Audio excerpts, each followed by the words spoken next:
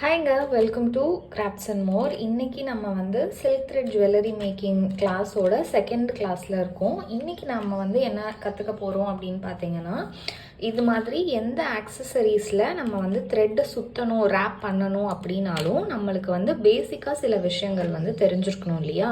எப்படி இதில் ரேப் பண்ணுறதுக்கு முன்னாடி இந்த நூல் எப்படி சுற்றணும், நூலை வந்து எப்போ வந்து நம்ம இதில் சுற்ற ஆரம்பிக்கணும், எந்த மெட்டீரியலாக இருந்தாலும் சரி. ஸோ நான் எல்லா மெட்டீரியலும் உங்களுக்கு தனித்தனியாக சுற்றி காமிப்பேன் அடுத்தடுத்த கிளாஸில். ஃபஸ்ட்டு ஆனால் பேசிக்காக நீங்கள் வந்து எப்படி சுற்றணும், என்ன மெட்டீரியல்ஸ் யூஸ் பண்ணணும் அதுக்கு அப்படின்றது நான் இன்றைக்கி இந்த வீடியோவில் உங்களுக்கு சொல்லி கொடுக்க போகிறேன். ஸோ ஃபஸ்ட்டு வந்து நம்மளுக்கு சுற்றுறதுக்கு என்ன மெட்டீரியல், என்ன ஆக்சசரிஸில் நீங்கள் சுற்ற போகிறீங்களோ அந்த ஆக்சசரி எடுத்து வச்சுக்கோங்க. நான் வந்து நெக்ஸ்ட் கிளாஸ் வந்து நம்மளுக்கு பேங்கிள் தான் ரேப் பண்ணி காமிக்க போகிறேன். ஸோ அதனால் நான் வந்து பேங்கிளுக்கு இன்றைக்கி அளவு எல்லாமே உங்களுக்கு எடுத்து காமிக்க போகிறேன். ஓகேவா? ஸோ நம்மளுக்கு வந்து சுற்றுறதுக்காக சுற்றி முடித்ததுக்கப்புறமா நம்மளுக்கு க்ளூ வேணும், கண்டிப்பாக சிசர் தேவைப்படும். ப்ளஸ் நீங்கள் வந்து என்ன கலரில் சுற்ற போகிறீங்களோ அந்த த்ரெட்டு வந்து உங்களுக்கு தேவைப்படும். இப்போது அடுத்ததாக நம்ம பேங்கிள் வந்து சுற்றுறதுக்கு, அதாவது நூல் வந்து சுற்றுறதுக்கு நம்மளுக்கு ஒரு பேஸ் வந்து தேவைப்படும். ஸோ இந்த பேஸ் வந்து நீங்கள் எப்படி வந்து எடுக்கணும் அப்படிங்கிறது ஃபஸ்ட்டு நான் சொல்லிடுறேன். ஏன் வந்து இந்த பேஸ் ரொம்ப முக்கியம் அப்படின்னா, இது நீங்கள் ஒன் டைம் யூஸ் பண்ண ஆரம்பிச்சிட்டிங்க அப்படின்னா நீங்கள் எல்லாத்துக்குமே வந்து இதையே யூஸ் பண்ணிக்கலாம். அண்ட் இப்போது நீங்கள் வந்து வளையலுக்கு சுற்றுறீங்க அப்படின்னா ஒரே பேஸாக யூஸ் பண்ணும்போது உங்களுக்கு கவுண்ட் வந்து ஞாபகம் வச்சுக்கிறதுக்கு ஈஸியாக இருக்கும். நீங்கள் கவுண்டெல்லாம் நோட் பண்ணி கூட வச்சுக்கலாம். அப்போது நீங்கள் ஒவ்வொரு தடவையும் வந்து நூலை சுற்றிட்டு வேஸ்ட் பண்ண வேண்டாம். இதில் வேஸ்டேஜ் ஆகும் கண்டிப்பாக. ஸோ இப்போ நீங்கள் வந்து ப்ராப்பராக இதில் நூல் சுற்ற ஸ்டார்ட் பண்ணி ஒரே மெட்டீரியலில் சுற்றுனீங்க அப்படின்னா வேஸ்டேஜெலாம் நம்ம அவாய்ட் பண்ணலாம். ஏன்னா இது எல்லாமே காஸ்ட்லியாக இருக்கும் இல்லையா? நம்ம யூஸ் பண்ணுற மெட்டீரியல்னு பார்த்தீங்கன்னா கேலண்டர் அட்டை தான் நான் ப்ரிஃபர் பண்ணுறேன். ஸோ எதுக்கு இந்த கேலண்டர் அட்டை எடுத்துக்கோங்க அப்படின்னு சொல்கிறேன்னா, இல்லை இது இந்த மாதிரி திக்காக இருக்க கார்ட்போர்டு, என்ன கார்ட்போர்டு வேணாலும் இருக்கலாம், பட் ஆனால் கொஞ்சம் நல்லா திக்காக இருக்க மாதிரியான கார்ட்போர்டு, அதாவது வளையாத கார்ட்போர்டாக பார்த்துக்கோங்க. காமனாக வீட்டில் கிடைக்கிற மெட்டீரியல்னு நம்ம பார்த்தோன்னா அது வந்து கேலண்டர் அட்டையாக தான் இருக்கும். ஸோ அதனால் உங்கள் வீட்டில் கேலண்டர் அட்டை இருந்தது அப்படின்னா எடுத்துக்கோங்க. அப்படி இல்லை என்கிட்ட அப்படிங்கிற பட்சத்தில் நீங்கள் வந்து இந்த மாதிரி திக்காக கார்ட்போர்டு ஏதாவது யூஸ் பண்ணிக்கலாம். நான் ஆல்ரெடி பிஞ்சிருக்கனால இப்போ இதை பிச்சுக்கிறேன், வேறு ஒன்றும் இல்லை. நூலை வந்து நம்ம சுற்றும்போது இது வளைஞ்சிச்சுன்னா நம்மளுக்கு மெஷர்மெண்ட் வந்து ஒவ்வொரு தடவை சுற்றும் போதும் மாறி மாறி வரும். அப்போது உங்களால் கவுண்ட் வந்து கரெக்டாக இதுக்கு என்ன கவுண்ட்டுன்றதை டிட்டர்மைன் பண்ணி நோட் பண்ணி வச்சுக்க முடியாது. அதனால் வந்து நல்லா திக்காக இருக்க மாதிரி, அதாவது வளையாத மாதிரி எடுத்துக்கிட்டிங்கன்னா சுற்றிட்டதுக்கு அப்புறமா நீங்கள் ஒவ்வொன்றுத்துக்கும் கவுண்ட் பண்ணி எழுதி நோட் பண்ணி வச்சுக்கலாம். இப்போ ஒன் டைம் மட்டும்தான் நீங்கள் அந்த கணக்கு ஞாபகம் வச்சுக்கிற மாதிரி இருக்கும். வேறு எப்போ தேவைப்பட்டாலும் நீங்கள் வந்து எழுதி வச்சதை பார்த்து நீங்கள் அதுக்கு ஏற்ற மாதிரி சுற்றிக்கலாம். அண்ட் இன்னொரு இது என்ன அப்படின்னா, இந்த மாதிரி ரெக்டாங்கிளாக இருக்க போர்டு எடுத்துக்கும் போது வளையலுக்கு பெரிய பொருட்களுக்கு நம்ம சுற்றும் போது இந்த சைடு யூஸ் பண்ணிக்கலாம். சின்ன சின்ன பொருட்கள், அதாவது ஜிமிக்கிக்கு இல்லைனா வந்து சாரீ பின்னுக்கு, இல்லை அதையும் விட சின்ன பொருள் ஏதாவது இருக்குல்ல, அந்த கிளிப்புங்க, அந்த மாதிரி இதுக்கெலாம் சுற்றுறதுக்கு இந்த சைடு யூஸ் பண்ணிக்கலாம். ஸோ இந்த மாதிரி ரெக்டாங்கிளாக ஒரு போர்டு இருந்தால் போதும். நமக்கு வந்து ஸ்டார்ட் பண்ணும்போது, பேங்கிள்க்குன்னு ஸ்டார்ட் பண்ணும்போது எப்போதுமே 35லேருந்து 40 சுத்து வந்து நம்மளுக்கு தேவைப்படும். அதுதான் யூஸ்வல் கவுண்டாக இருக்கும். பட் ஆனால் வந்து வளையலோட சைஸ் மாற மாற அது 35 இருக்கலாம், 40 இருக்கலாம், 37 இருக்கலாம், சில நேரம் அதிகமாக கூட போகலாம். ஸோ ஃபஸ்ட்டாக இனிஷியலாகவே நீங்கள் நோட் பண்ணி எடுத்து வச்சுக்கிட்டிங்கன்னா உங்களுக்கு வந்து ஈஸியாக இருக்கும். இப்போ நம்ம வந்து எப்படி சுற்றுறதுன்னு பார்க்கலாம். இந்த நூலை வந்து கிளாஸ்குள்ளார போட்டு கூட வச்சுக்கோங்க. ஏன்னா இப்போ நம்ம வந்து நூலை இப்படி சுற்ற இதுலேருந்து எடுத்து வரும். ஸோ சிக்காகாமல் இருக்கும் நூல் வந்து. ஏன்னா இது சில்க் த்ரெட் இல்லையா, டக்குன்னு சிக்காயிடுச்சுன்னா உங்களுக்கு வந்து வேஸ்ட்டாக போயிடும். நூல் வந்து காஸ்ட்லிங்கிறதுனால நம்ம வந்து எல்லாமே கொஞ்சம் பார்த்து யூஸ் பண்ணணும். ஸோ இதை வந்து நான் ஒரு கிளாஸில் போட்டு, கிளாஸுன்னு இல்லை, உங்ககிட்ட ஏதாவது டப்பா இருந்தால் கூட நீங்கள் அந்த டப்பாக்குள்ளே அதை போட்டு வச்சிடலாம்.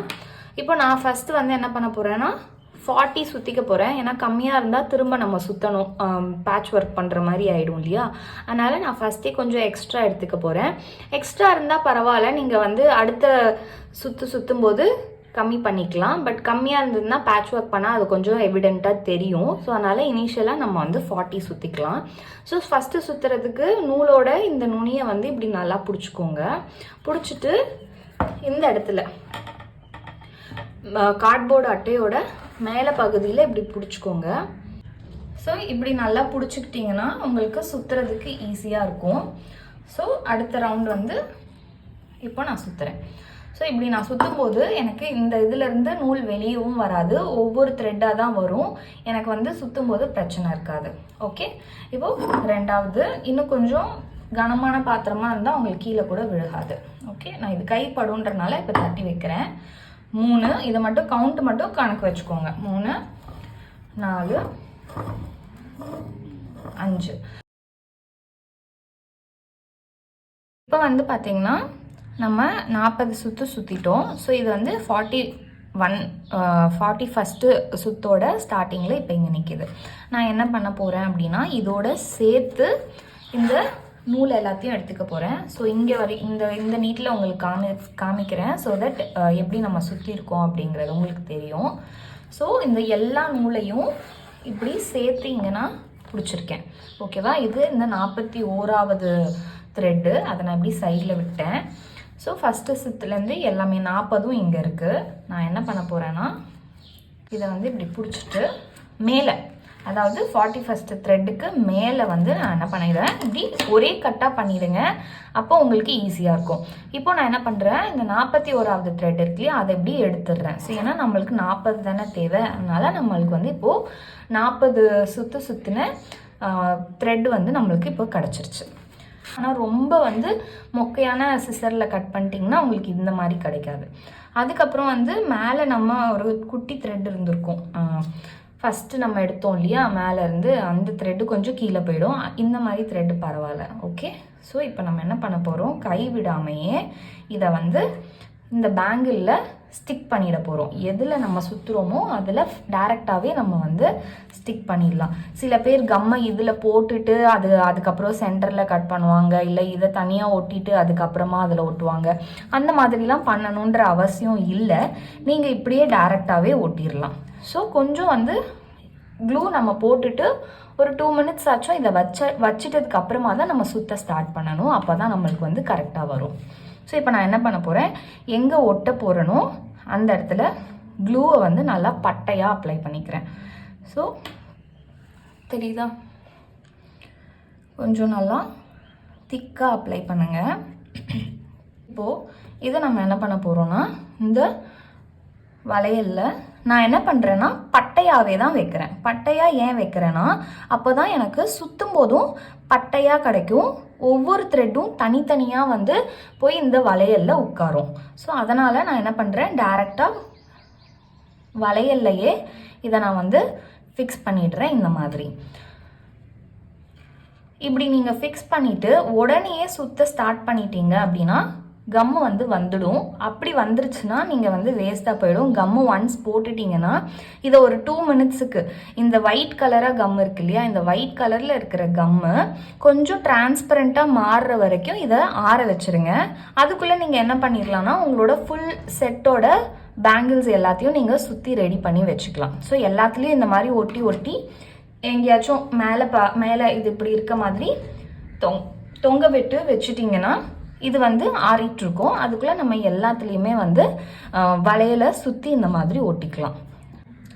ஸோ இப்போ நம்ம வந்து எந்த ஆக்சசரிஸில் சில்க் த்ரெட் சுற்றணும் அப்படின்னாலும் எப்படி வந்து நம்ம சுற்றிட்டு அதை எப்படி க்ளூ பண்ணணும் அப்படிங்கிறத இந்த வீடியோவில் நான் உங்களுக்கு காமிச்சிருக்கேன். அடுத்த வீடியோவில் நம்ம வந்து இந்த வளையலை எப்படி சுற்றலாம் அப்படிங்கிறத நம்ம பார்க்கலாம். ஏன் நான் வந்து இந்த மாதிரி சின்ன சின்ன வீடியோஸாக போடுறேன்னா உங்களுக்கு பார்க்குறதுக்கு கொஞ்சம் ஈஸியாக இருக்கும். அட் அ டைமில் நான் எல்லாத்தையும் ஒரே வீடியோவில் சொன்னேன்னா உங்களுக்கு கன்ஃபியூஸ் ஆகும். அதனால தான் நான் வந்து கொஞ்சம் கொஞ்சம் பார்ட்டாக சின்ன சின்னதாக போடுறேன். ஸோ தட் நீங்கள் எப்போ வேணும்னாலும் எதில் டவுட் இருந்தாலும் திரும்ப வந்து பார்த்துக்கலாம் அப்படிங்கிறதுக்காக. ஸோ நூல் வந்து எப்படி சுற்றணும் அப்படிங்கிறத இன்றைக்கி இந்த வீடியோவில் நம்ம பார்த்துருக்கோம். அடுத்த வீடியோவில் இதை எப்படி இந்த வளையல்ல சுற்றுறது அப்படின்னு பார்க்கலாம். நான் வளையல் மட்டும் இல்லை, எல்லா ஆக்சசரிஸ்லையுமே எப்படி சுற்றணும் அப்படிங்கிறத வீடியோ அப்லோட் பண்ணுவேன். ஸோ நெக்ஸ்ட் வீடியோஸில் அதெல்லாம் பார்க்கலாம். இன்றைக்கி நம்ம பார்த்த கிளாஸில் உங்களுக்கு என்ன டவுட் இருந்தாலும் நம்மளோட குரூப் இருக்கு இல்லையா, அந்த silk thread jewellery making doubt கிளாரிஃபிகேஷனுக்காக ஒரு வாட்ஸ்அப் குரூப் இருக்குது.